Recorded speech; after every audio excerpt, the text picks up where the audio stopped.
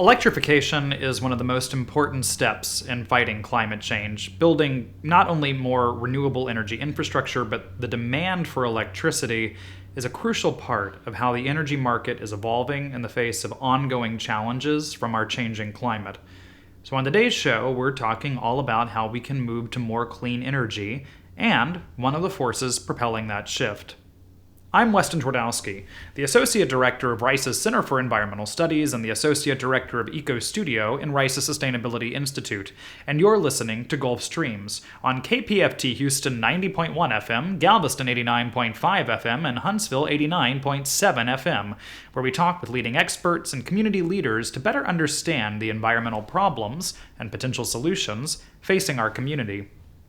A quick reminder that you can catch up on Gulf Streams anytime through our podcast, available on all major podcast platforms. If you enjoy the show, please like and subscribe to make sure you never miss an episode. Before we jump into the conversation, I want to remind you that KPFT Houston is currently in our spring fund drive. As public radio, KPFT Houston can only exist with your support. Over 90% of our funding comes from listeners like you. If you're enjoying Gulf Streams and want to support our work, please call 713-526-KPFT and pledge a donation. You can make a one-time donation or become a monthly sustainer to support our work.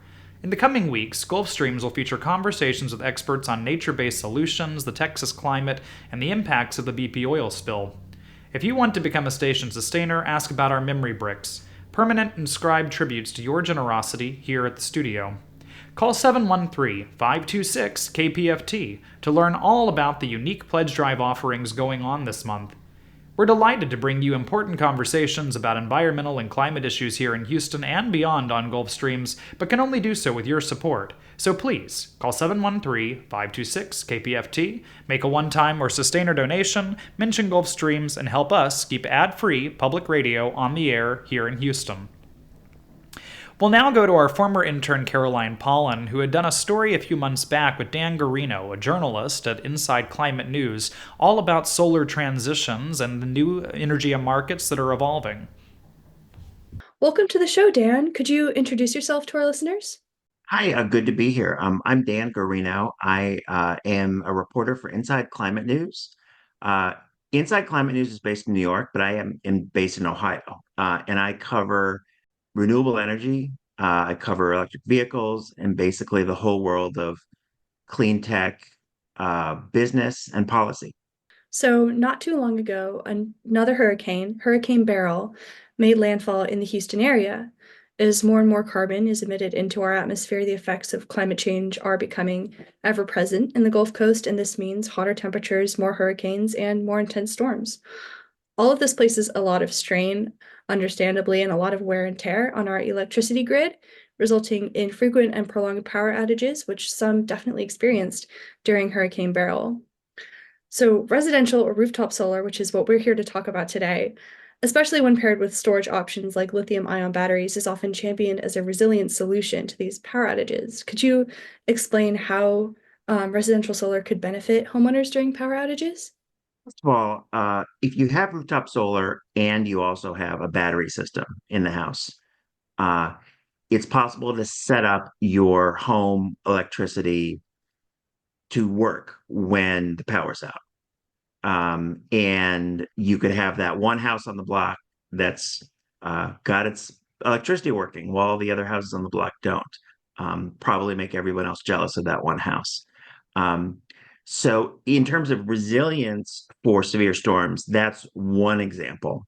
Um, on a more of a system-wide basis, if you have a whole bunch of houses in a community or in a metro area that have customer-owned solar, we call it distributed solar, or basically solar that is controlled by the homeowner or the business owner. What that does is reduces the demand from the utility. And that has all kinds of benefits.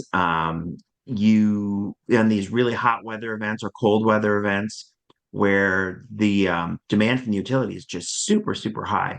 If you have a whole bunch of people who are relying on rooftop solar, it reduces kind of how high those peaks can get. And in terms of managing the grid, in a severe storm, sometimes what's happened is the actual physical equipment of the grid has been damaged, and that's kind of a separate issue than managing kind of peak electricity demand. But these things are all kind of related in that rooftop solar, substantial investment in rooftop solar, can have all kinds of benefits for both the system and for the individual consumer. Yeah, that's awesome. Thank you so much for explaining that. So, when we hear the term solar power, this can actually refer to a whole bunch of different ways in which we harness the sun's energy, which we're going to be talking about on the show in this episode, and in further episodes. So, we have big scale commercial solar farms, which you might see on the side of the road. And we also have solar panels, which are installed directly on roofs, whether that be a home or a commercial building. You can also have small scale solar farms. So not all these not all solar energy directly produces electricity either. In my research, I found out that some of these commercial solar farms actually concentrate heat from the sun's rays to power turbines or even store it in the form of superheated molten salt, which I thought was pretty cool. So, as I said before, though, today we are discussing residential solar. And one question I have is how much do these small scale residential solar projects contribute to the grid? Another way of looking at this is if we were to look at the potential of residential solar, how much of our energy demand could be theoretically met by residential solar under ideal circumstances? So there have been studies to answer that very question.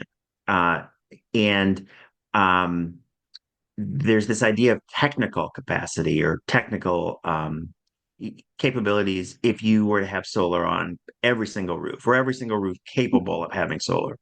Um, and you get into numbers there that are just kind of eye-popping, where you could have a substantial share of the electricity we need provided by the customers themselves. Um, the numbers are going to vary from state to state. The amount of kind of solar resource varies from state to state. Some states are sunnier than others. Texas is one that has a ton of solar capability. But I, I feel like any mention of those kinds of studies needs to come with a whole list of caveats, which is that solars can be expensive. You know, the idea of actually getting anywhere in the ballpark of that maximum possible is it's challenging. And we're talking about getting, in more like the single digit percentages of what's technically possible. Or hopefully double digits, or kind of working our way from what seems like very low numbers. So there is tremendous possibility, but there are a whole bunch of challenges that are getting in the way of that. And among those challenges are in a lot of states, there's a bunch of rules that make it really challenging to get solar in terms of the way that local policies are set up with your utility and just fee structures and permit costs and all of these different barriers to entry. Also, there's just a very basic market obstacle, which is just that even though rooftop solar has gotten much, much less expensive, I mean, it is just wild how much less expensive it's gotten. It's still more expensive than a typical person can afford. You look at a typical system, and a typical system varies from state to state, but you're getting into kind of a $10,000 plus cost. There are substantial tax credits, but even if you were to take every single tax incentive, there are at times local tax incentives or the variety of incentives available. We're still talking about out-of-pocket costs that are more than you or I might have just sitting in our pockets or our bank accounts. So that's an obstacle, and there are a variety of solutions to that. There are some models where people are leasing solar. There are also opportunities to kind of pay off solar through payments on your utility bills, or there's a bunch of different ways to basically ease the financial path toward getting solar. The good news is solar keeps getting less expensive. So we project this forward 10 years. And I don't think it's too much of a leap to think that the costs like per unit of generating capacity are going to go down, potentially go down a lot. And also, the companies that install solar are probably going to get more efficient as solar grows, and it is growing. It's growing. You're going to see more competition. You're going to see larger companies. Right now, it is very much kind of a mom and pop business. The largest solar installers in the country control, I mean, depending on whose stats you're looking at, control maybe a third of the market. But when you look at it on a system-wide basis, it can be a bit inefficient to have, 50 companies competing and have it so that the largest companies, you don't get to a point as much where you can have some really large companies that are really good at driving costs down because the ways that they acquire customers, the ways that they do their whole processes are super efficient. Yeah, thank you so much for walking us through that. I do actually want to go back to touching more on that financial aspect, but I wanted to ask first, so there are these barriers to rooftop solar, residential solar, and so in light of that, and in light of like how much of this potential for residential solar we can realistically meet, how much of a climate solution is residential solar specifically, like setting aside commercial solar, like how much of a climate solution would you say is residential or rooftop solar? So that question is touching on a somewhat fraught debate in the kind of the world of, and I think it's more in terms of renewable energy economics Mhm. and what the most efficient path is to get to where we need to be. And I'll just walk through it a little bit. Um, so large scale solar arrays, like the ones that are take up hundreds, the equivalent of hundreds of football fields and are out, you know, outside of urban areas, in rural areas. The cost per unit of electricity is much lower than rooftop solar. Having tons and tons of panels in a really sunny area is incredibly efficient. It is some of the cheapest, if not the cheapest, electricity in the world. So if you're purely wearing an economist's hat and saying, how do we increase renewable energy and to take steps to address climate change, utility scale solar, those giant solar plants, that is the way to do it. Number one. But there is also a substantial role for customer owned solar and for rooftop solar. And a lot of the ways in which analysis is done to determine that utility scale solar is a lot more efficient is not sophisticated enough to fully take into account the full array of benefits with rooftop solar. Rooftop solar is reducing demand from the utility. It's reducing demand in the transmission system. It's reducing uh, the use of equipment from the utility. And there are all kinds of benefits with that. You could have equipment that lasts longer. You may not need to build as many power plants. I mean, if you have in a metro area the size of Houston, if you have 100,000 households that add rooftop solar, that's going to move the needle in terms of electricity demand, and that especially peak demand, the hottest days of summer, coldest days of winter. And that's the kind of thing that will, from a system planner's perspective, might be the difference between needing to build another power plant or not needing to build another power plant. Maybe not 100,000 houses, but I mean, once you get into really large numbers, is kind of Yeah. what I mean. By having more customers generating their own electricity, reduce the need for this kind of centralized power systems generating electricity for the entire customer base. You can start to save lots of money in ways that are not taken into account when you look purely at the cost per unit of electricity, comparing rooftop solar and utility scale solar. I would actually like to talk a little bit about the different kinds of sort of small scale solar that a homeowner or an individual might consider. So there's a few different programs that I bumped into during my research. So the first is what we've talked about is rooftop solar. You have a solar system that you're putting on your roof, whether you're buying it or leasing it. But there's also solar co-ops and community solar programs, both of these options for reducing the cost of benefiting from solar, but they're fundamentally different. Could you explain these solar programs for our listeners who may be unfamiliar? Community solar, as I understand it, refers to subscription-based solar. And it is an example would be if there is a solar project that is might be 10 miles from your house. And it's maybe not a gigantic project, but it could be a gigantic project.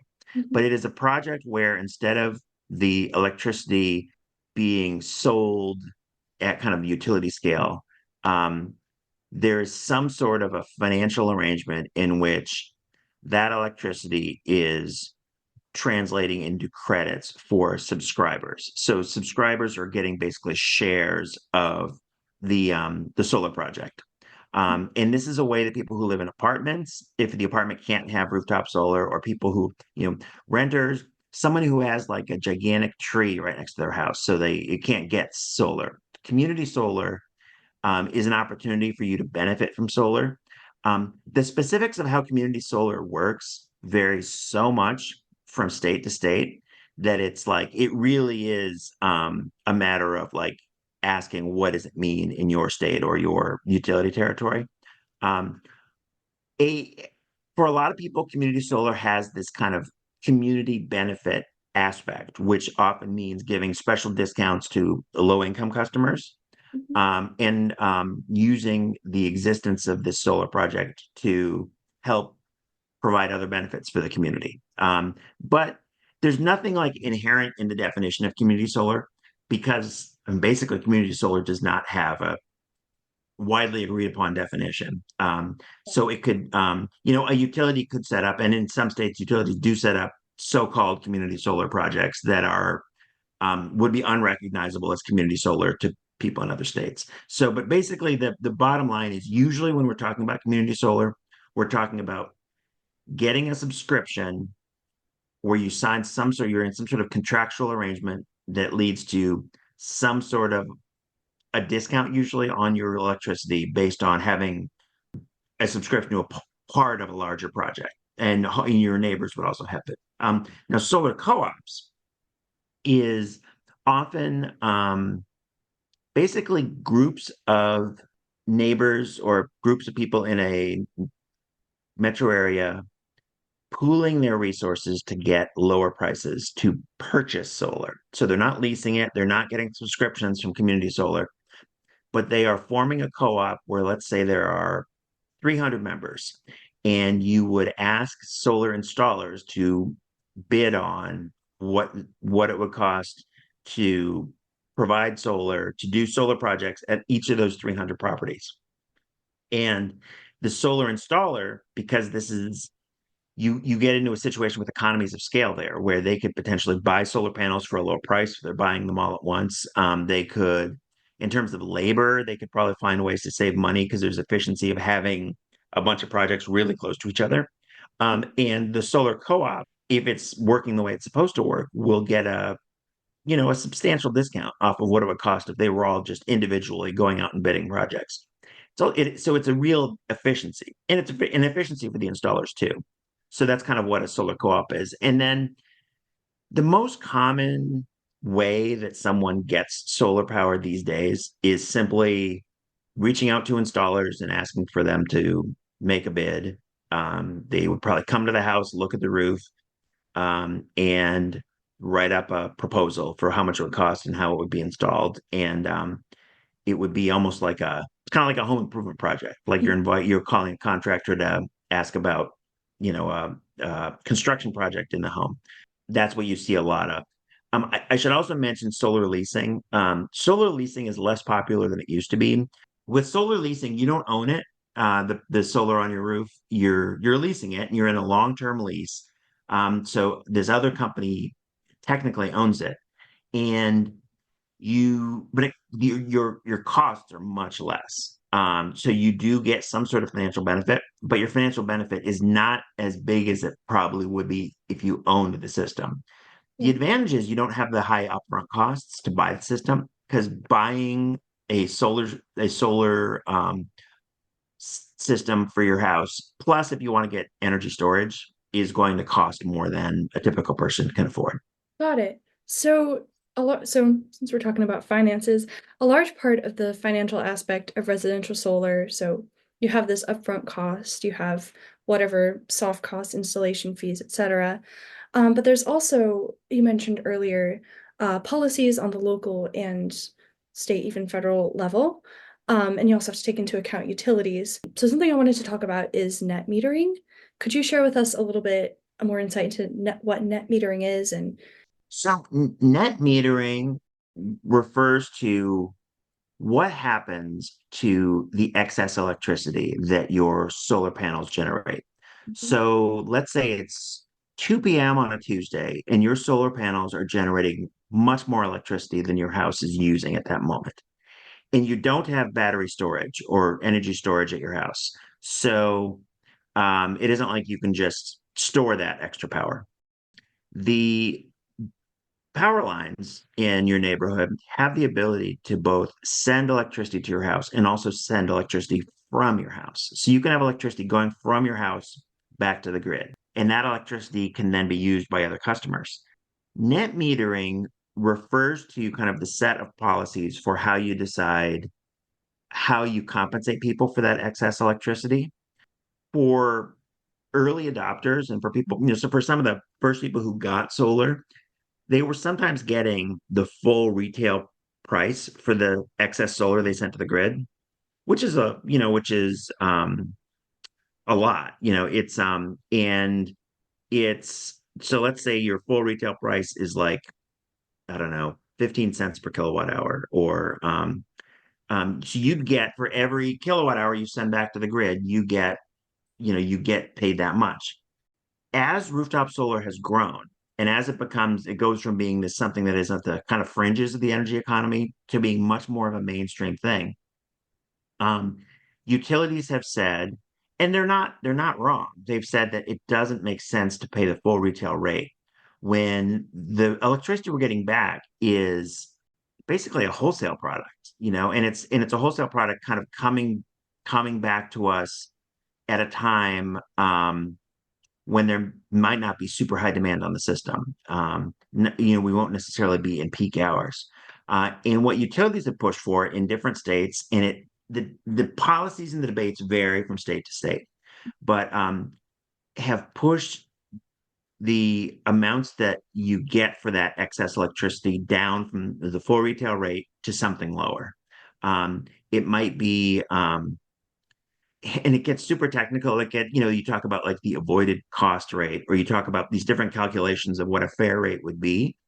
Um, this is an area of policy that is just, there's a lot of money at stake, and utilities stand to lose money when they stand to lose sales when high numbers of people in their territories adopt rooftop solar. And one of the things the utilities do to try to deal with this is weaken the financial benefits of rooftop solar. So you see net metering becoming part of that, trying to change policies so that customers make less money from having solar panels. Um, the thing to remember, though, in this whole discussion, like of net metering, is that it's about excess electricity. So it's about when your panels are generating more than you actually need. The main value of having rooftop solar is that you're consuming that power on site. You're getting it from the solar panels, you're consuming it on site. The percentage of excess power compared to the total power that you're generating is it's not huge if you have a system that's appropriately sized. So we're talking about a pretty big debate and it's taking place in just about every state in one way or another about what's the appropriate level of compensation for this. But it's not, the thing that's really hurting the utilities is not what they're paying for that excess electricity. It's the fact that that customer is not buying 100% of the solar they generate from the utility. So it, I think that this is one of the more complex policy arguments because like net metering where you're just paying somebody the full retail rate, the math on that is incredibly simple. Like you understand it. It's like whatever cents per kilowatt hour is your retail rate. Once you get into these different rates, especially if the rates change during based on the time of the day, um, it just gets incredibly complicated. And that kind of muddies the water for selling solar. If you're like a solar installer and you're trying to sell somebody on a project, it's like once the rules become really complicated, trying to tell somebody answers to their basic questions becomes tougher. So, because one of the basic questions someone is going to ask is, so if I spend say $10,000 to buy this system, how soon will my electricity bill savings add up to more than $10,000? How many years is that? Um, typical typical is always changing, but I mean, I think if you're looking at something in like the 7 to 9 year range, that's pretty good. Um, and then after that, you're just saving money.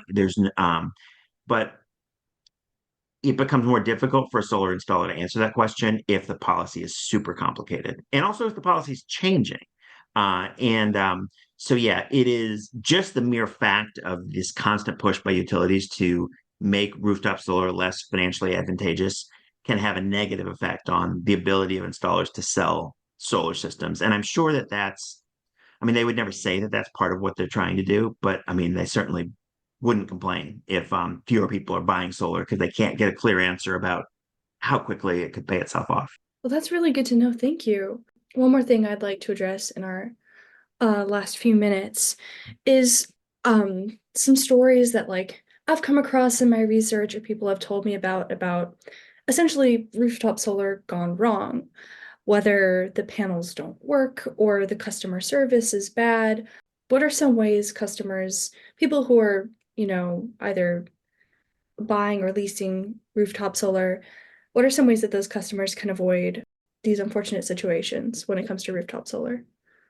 So rooftop solar is still it's a rapidly growing, highly entrepreneurial business that is run by a lot of small businesses. Mhm. Some of those businesses are not super ethical, and they are, um, and the but I think spotting a bad actor is not that hard if you just do some very basic homework. As simple as if somebody in your neighborhood has rooftop solar, ask them who did it and ask were they satisfied with the experience. That's just referrals from somebody who had a good experience is a really great way to do it. These solar co-op programs, the a company that is going to be vetted by a solar co-op coordinator and is going to go through a more thorough vetting process is less likely to just be terrible. Some red flags are when you see advertising. A lot of this is like online advertising, email, text, or just kind of pop up ads on where they're talking about things being free, free solar. You know, Hmm. free solar is a red flag. Solar's not free. I can. Not to say that every company saying that is unscrupulous, but I think that, but it's not a customer acquisition method that I would associate with an upstanding company. But also, a lot of times the state attorney general or there will be authorities, it could be also the Better Business Bureau, but just very basic things for working with any contractor or any business, like see how many complaints they've gotten, ask them for references. I mean, these are just asking these questions is going to make a bad actor kind of like be like, oh man, okay, I can't really deal with this person. They're just asking me too many questions. Um, there are a lot of very good actors out there. They might not be, they might cost more, but they have good reputations. They're known for doing good work. And if you have any issues after the sale, they'll have a written plan for a warranty or some sort of how to deal with you after the sale.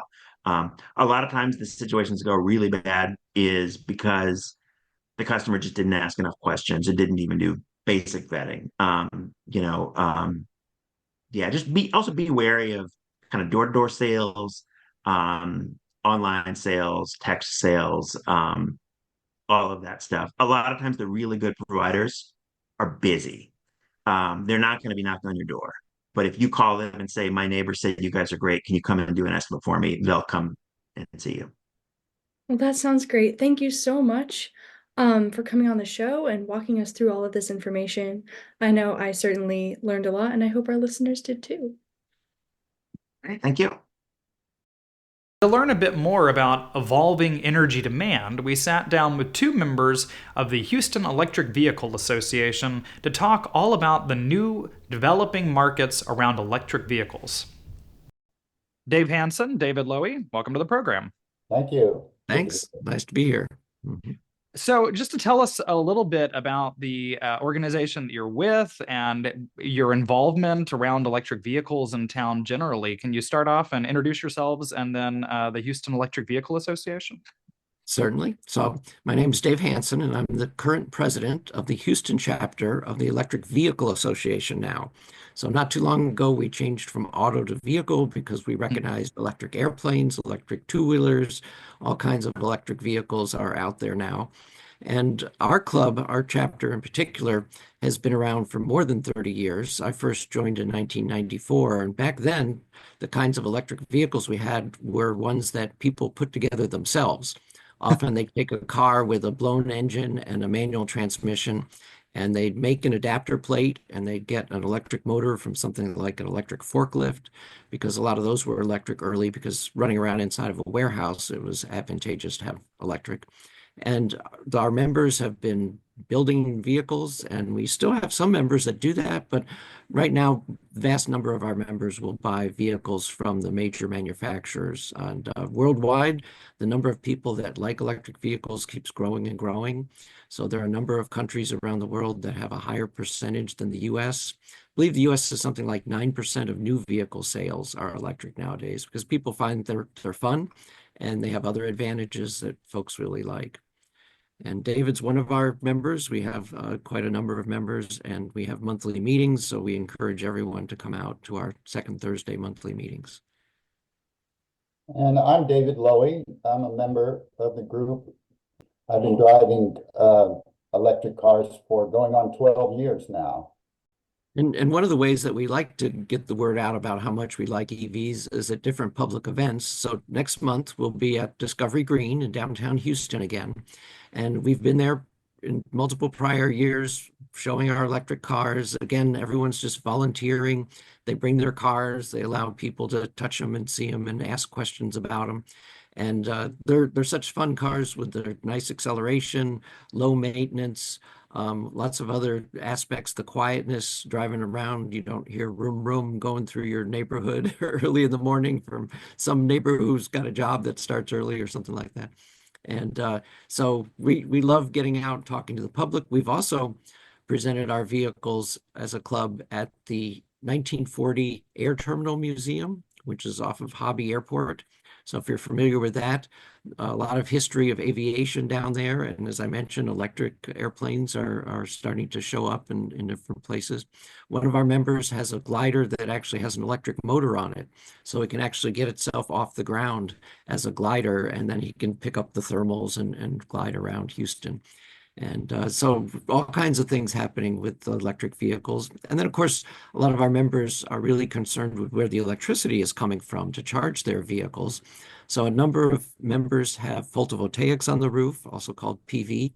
And so that's getting to be more and more popular, both among our members and across Houston. And those are solar panels for folks who aren't familiar with photovoltaic.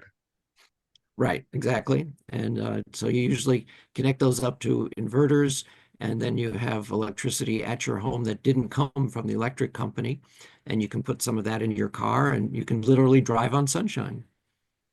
Well, I want to go back okay. for a second because Dave, you said you've been a member of this organization since '94, which most folks were not thinking about electric cars in particular. We can get to other kinds of vehicles because they're, as you point out, are a range. But I'm curious about, especially in Houston, which is a very car-driven city. We are, we have the art car parade. Like cars are a pretty fundamental part of culture.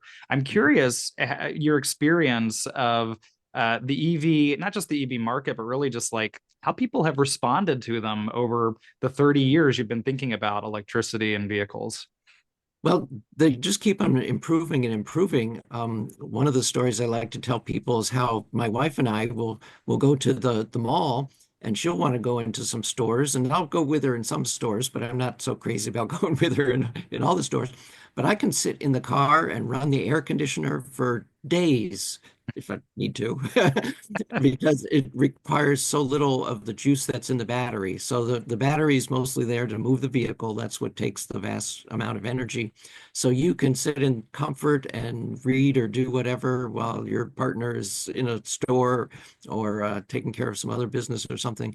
And it's a perfect fit. I wouldn't want to run a gasoline engine for 2 hours sitting in the parking lot just to keep my car cool.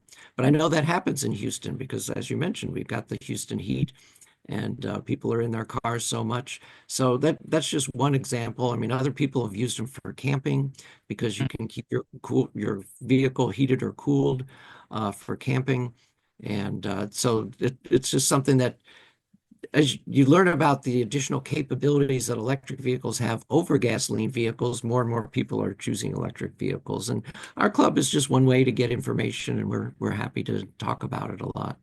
And you can actually power your house from your car in some cases if you have the right equipment.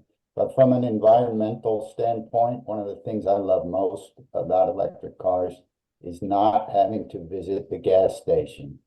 And I realized, when you put gas in a typical car, there are fumes that are emitted while you're doing that. If we add up all those little bits of fumes coming out all over the world when people are just filling their cars, I would imagine it has some impact on the environment too. I just thought about that recently.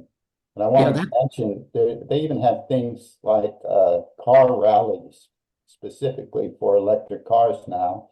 In the beginning of April in Austin, there's going to be an all-electric car rally, which is pretty much like a scavenger hunt where you're given a bunch of descriptions about where to go and where to turn and landmarks to look for, and then you get a score based on how well you did. So it's a fun thing for groups to get together and share their experiences with electric cars. And David, I'm so glad that you brought that up about the fumes because that was a really big thing. My wife is very sensitive to odors, and she is so happy that she doesn't have to go to gas stations and smell gasoline anymore. Well, and on a broader scale, I mean, the burning of gas is a major contributor to air quality issues, and I think listeners are probably familiar, with the infamous and deeply unpopular here in town reality that we are constantly neck and neck with Los Angeles for worst air quality in the country. And it's not a coincidence. These are two places that are incredibly car dependent, that are, incredibly sprawling, where we really need cars to get around. We've designed the city in such a way that that's the reality of life, but that many vehicles on the road puts off a lot of different burning of chemicals and gas that contribute very directly to the various forms of air quality concerns we have. So, I mean, certainly adoption is to more of electric models is helping in that regard. But that's actually what I wanted to ask you about. Is I think what's really interesting here is the fact that you're highlighting that vehicles, not just cars. I think we tend to gravitate just towards the electric car of it all, and folks are certainly. I think more people are thinking seriously about electric cars, both because of gas prices at various points and because we're seeing more of them on the road. And as they get more normalized, it seems more achievable. But it's certainly not the only form of electric way that folks are getting around, and especially coming out of a college campus where I'm based most of the time. A lot of my exposure to electric vehicles is actually electric scooters or e-bikes and other kinds of vehicles that students and folks are using to get around their neighborhood or their kind of local communities. So I'm wondering if you can talk some But you're about. going to say the Amazon electric delivery trucks that Houston Oh, has. those two, absolutely, yeah. Yeah, yeah. Because And so now many they people are say, saying they see and those. now they say boogie woogie woogie on the side of their trucks. Yeah, they've been painting some cute slogans on their electric trucks. So yeah, those are all built by Rivian. So Rivian took over a car factory in Normal, Illinois, and that had been a Mitsubishi factory that made gasoline Mitsubishis prior to Rivian taking it over, and now they make electric vehicles there. And I think Amazon's doing it not only for environmental reasons, but I think it's economical. So they have to build infrastructure for charging, of course, and we can talk more about charging. But you can't deploy vehicles like that in every city until you've got the charging infrastructure. But around Houston, you see those vehicles delivering the Amazon packages, and they're doing it without adding anything to the air in the city itself. So some people, of course, they talk about, oh, well, we're just pushing the power plants outside of the city areas, and in some ways that is true, but in other ways, first, as you mentioned, we don't want to tie Los Angeles for the worst air quality. So the air in the city is one concern, but the air overall is another. And as you mentioned, David, more folks are making use of the batteries in their vehicles and those solar panels on their roofs, and they're able to shift the time of use of electricity around. So in other words, you can use solar electricity at night at your house. And more of the car companies that are making electric vehicles are making that vehicle to grid, sometimes called V2G capability into their vehicles. So some of the vehicles are now stepping up from 12-volt systems that a lot of us are familiar with up to 48-volt systems that reduces the copper need because you can use smaller gauge wiring in the vehicles. And so just step by step, the electric vehicles keep raising the bar. And it's become worldwide competition. We see this, the car makers, a lot of people, they just look at industry in the US, but I look at things worldwide. And we see other countries are producing vehicles and sending them to other countries. And the US has got to be in that market too. And by making the vehicles capable of V2G, vehicle to grid, that means, hey, you've got this big battery. Not only can I use it for my transportation, but I can use it to ensure that I've got electricity in my house too. And electric providers are offering discounts or free charging if you're charging an electric car. So that's a real incentive too, Yeah, depending on the time char of day. charging vehicles is a demand at your home that you can pretty much choose when you want to have it. Kind of like you can choose to run your dishwasher at night or something like that when there's lots of wind power on the Texas grid. And of course, Texas has its own grid. The US, a lot of people don't know, has three main grids, East, West, and Texas. So we've got our own in I Texas. think post Uri, pretty much everybody knows Texas has its own grid. Yeah, true. No longer surprising information. Yeah. I'd like to hear a little more though about some of those different electric vehicles that we were mentioning, and so some of those more personalized ones would be great to chat about, just to think about the full scale of range of vehicles that are coming on as electric. Well, So that's there what's are, really amazing is the scale, because all the way up to the big 18 wheelers, the big rigs, they're going electric. In fact, all the major manufacturers are starting to produce electric models. And some places, you mentioned the Los Angeles Air, they're actually trying to encourage the use of those to, again, help reduce particulates and other things from these big rig diesels that have been on the roads for decades and decades, all the way down to the smallest, which I think is really where the competition is really going to get sharp around the world. A lot of people said, oh, well, I don't want an electric car because it costs more than a gasoline car. Well, first, you got to consider it's got lower maintenance costs, so the operating costs are lower. Also, the fuel costs are lower per mile. But then on top of that, the actual purchase prices are coming down and down and coming down fast. And so I think pretty soon it's going to be cheaper. So you're going to need one of the special characteristics of a gasoline car to want to buy a new gasoline car. And there are some. If you've got a big boat to or a big trailer to haul through the mountains, and you've got a long way to go, there's nothing you can beat than a gasoline tank full of gas as far as energy density. And that can take you through the mountains for a couple hundred miles. Whereas there are electric pickup trucks now, which of course there weren't in 1994 when I joined the club, but they meet the needs of a lot of folks. But if your need happens to be to pull something that's very non-aerodynamic behind your vehicle, i.e., you're going to get take a lot more energy to drive a mile, and you have lots and lots of miles to go. A tank full of gasoline really might be what you need. But for a lot of other folks, pretty soon the regular vehicles, cars, light trucks, Electric will meet so many people's needs, and some people have fun putting a cooler in their front trunk. They fill it with ice and cans of their favorite drinks, and they open their front trunk, or sometimes called a frunk, because you don't have an engine under there. They've made that in a lot of vehicle models into storage. And so I know some of them, they put a little drain in the bottom, and they say, see, you can just dump the ice right in here with your drinks, and then when the ice melts, just open the drain, let the water out of your front trunk. And there are also things like little delivery robots. If you've been to the U of H, you may have seen these. They're running around all over campus taking snacks to wherever people meet the robots. That's happening in different places in California as well. And the Waymo is starting up in Austin again with the autonomous taxis, and that's been testing here in Houston for a long time, and they're going to be doing that again. And there's also electric delivery through the Neuro company, which is meant to deliver groceries right to your driveway. I've seen one of their prototypes, and it's a cute little robotic vehicle, but so far I haven't really seen deliveries being made. It takes a long time to get started with some of these things.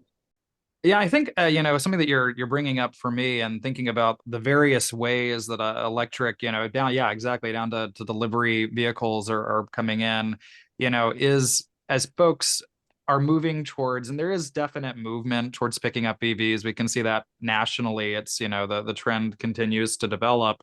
I think the big thing folks are afraid of are some of those more unique circumstances, and also the one of range anxiety, which is people tend to bring up.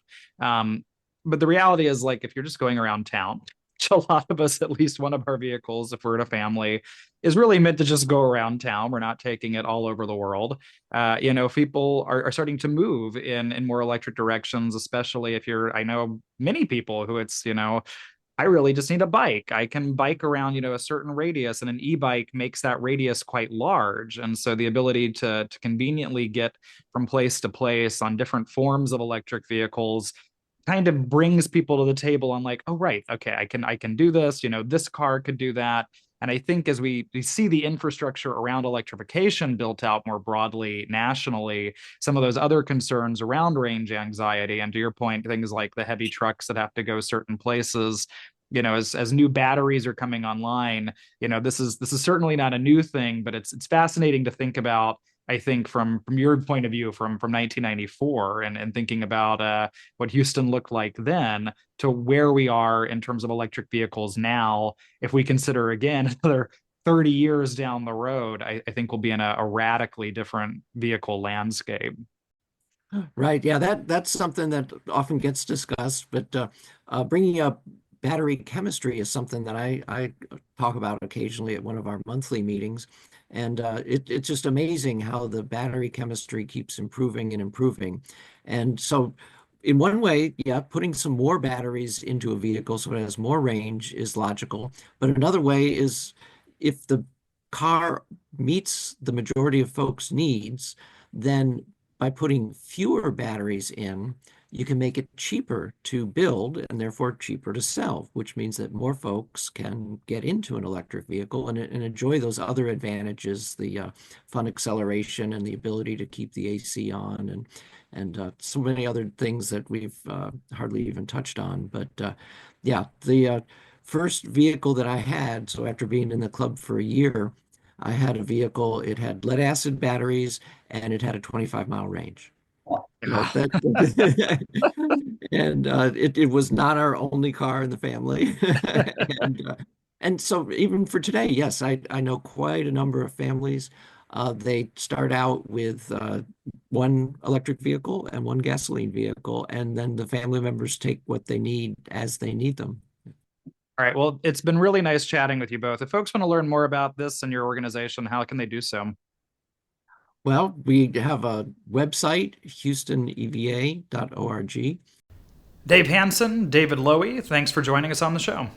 Same here. Thank you very much. Likewise, thanks. Finally, we'll go to Sophia with Critter Corner.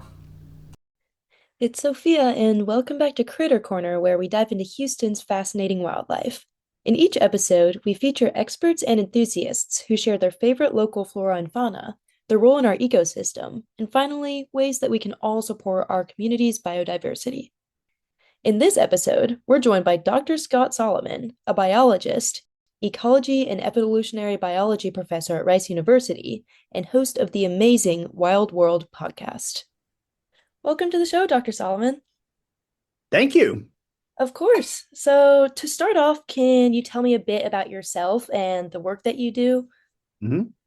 Yeah, so I am a teaching professor of biosciences, and I teach classes in introductory biology, ecology and evolutionary biology, and science communication. And so, in addition to being a professor, I'm also a science communicator. So I do a lot of writing and speaking about science, and have a podcast called Wild World about science and scientific exploration. And yeah, I just love sharing science with anybody who's interested. Yeah, well, I love learning and I'm super excited to talk to you today. So, let's go ahead and dive in. Can you tell us Sounds about good. what species you're talking about today and why it's special to you? Well, my research background is in evolutionary biology, but specifically for my PhD and my postdoctoral work, I studied ants, and in particular, a group of ants that are kind of well known called leafcutter ants. So, most people have probably seen these like on nature documentaries, or maybe if you've been, to the tropics, seen them out in the wild. But the species that is sort of most near and dear to my heart is a species called Atta texana, which is our Texas leafcutter ant. And so, people don't always realize that we have leafcutter ants right here in Texas, but in fact, we do. And I just think they're amazing. Yeah, me as well. I remember when I was a kid, I would love watching them just make their little trails. But I would love to hear a little more about what role the leafcutter ant plays in Texas ecosystems. Yeah, so they play a number of different roles in ecosystems. We don't necessarily think of ants as being herbivores. Like most ants are predators and scavengers, but these ants, as the name leafcutter suggests, they do cut leaves. They don't actually eat the leaves themselves. They bring the leaves into their underground nests, and then they feed the leaves to a fungus that they're actually growing as a crop. So they are farming, which is one of the things that I find amazing. And so they then are able to eat the fungus, which has broken down the leaves. And so they're indirectly acquiring nutrients and energy from the leaves via the fungus. And because they are consuming and cutting and feeding to the fungus large amounts of leaves, they actually play a major role in ecosystems as herbivores. So they are capable of cutting down like an enormous amount of leaf material in a short amount of time. The thing that we often say is they can defoliate a single tree overnight, which technically is true. They don't usually pick just one tree and cut all the leaves, but that is, gives you a sense for what they're capable Mhm. of. So that's one role that they play. But another important role that they play is because they're bringing these leaves underground and they have enormous underground nests. They are, and they're growing fungus, and they also have like underground dump waste chambers where they store all of their trash, and also it also serves as a cemetery, so it's where dead ants go. So they're also bringing organic material deep underground, and in that way, they're really important in nutrient cycling. So they're helping to fertilize the soil, which of course is helpful for plants and other organisms. So those are two of the really important roles that they play in ecosystems.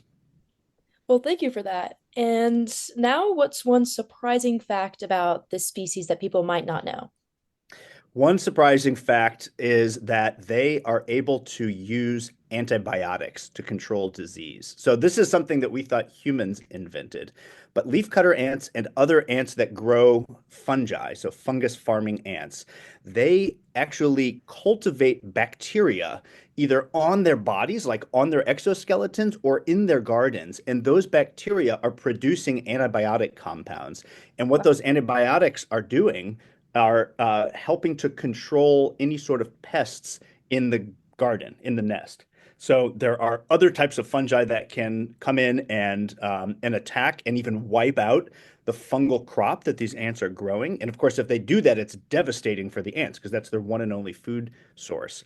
And so by cultivating bacteria that are producing antibiotics, they basically have their own pharmacies within their nests that they're using to control disease. So something we thought was a uniquely human invention. Turns out ants have been doing this for probably something like 50 to 60 million years. Just out of curiosity, are any of these antibiotics the same or similar to the ones that we as humans use, or have we been able to learn anything from these leafcutter ants? Yeah, great question. That is definitely something that people are interested in. So these antibiotics are a bit different from the types of antibiotics that we use clinically to treat infections, but there is, as you might imagine, interest in like seeing could these be used, for example, in like an agricultural context. We're always in human agriculture trying to find new ways of combating pests, so perhaps treating fungal disease in crops. So there is active research going on to try to see are there ways that we can take advantage of these antibiotics that ants, again, have been using for so long.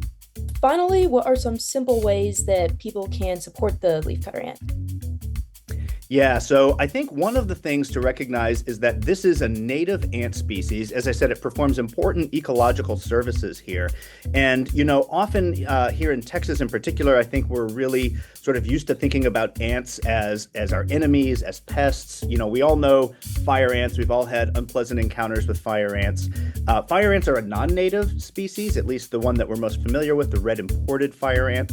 And so, we tend to see ants and think, oh, well, let's try to kill them. Let's try to control them. Let's get rid of them. I think just recognizing that leafcutter ants are a native species that's important, and we should try to live with them rather than to try to kill them or eliminate them. Just admire them for the amazing natural wonders that they are, and hopefully they're not cutting your rose bushes or your citrus trees. They sometimes do that. But yeah, if you can just sort of appreciate them for what they are and not kill them, hopefully. Yeah, maybe you can think of them as your natural gardeners.